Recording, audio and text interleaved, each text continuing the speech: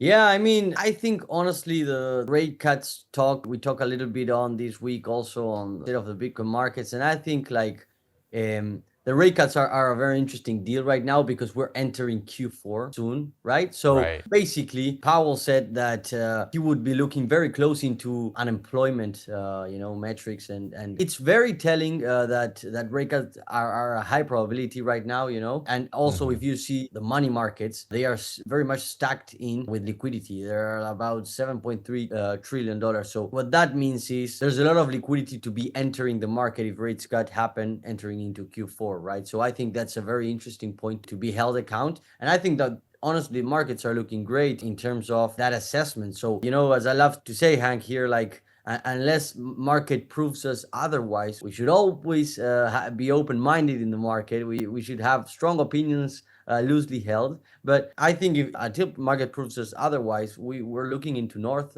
prices, right? First up, August's Consumer Price Index, or CPI, came in line with market expectations. And in Fedland, in line translates to we now have permission to slash rates like we meant to all along.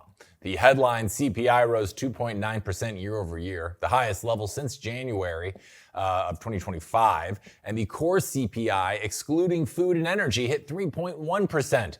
Monthly, prices were up 0.4%, beating the 0.2% forecast, which means inflation is elevated but not totally out of control. And apparently that's good enough for Jerome Powell to dust off his rate-cutting scissors. Love those scissors. The labor market, meanwhile, looks like it's collapsing under the weight of its own LinkedIn posts. Unemployment is up to 4.3%, the highest since October of 2021. Jobless claims spiked to 263,000 when economists expected 236,000. That's the highest in more than 4 years. Even worse, the government rewrote recent jobs data like a bad screenplay.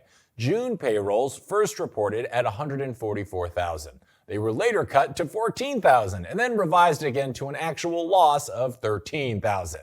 Oh, and the annual benchmark revision, well, that chopped another 911,000 jobs out of the past year like they never existed.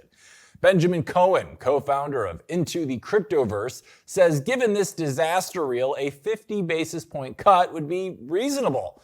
His logic, the 2-year yield is already 100 basis points below the Fed funds rate, so the Fed is still way, way too restrictive. Or in other words, the Fed fell asleep at the wheel, missed the signs, and now has to slam the brakes with a bigger cut to make up for lost time. And if they do, a 50 bips cut isn't priced in, which means crypto doesn't just rally, it detonates.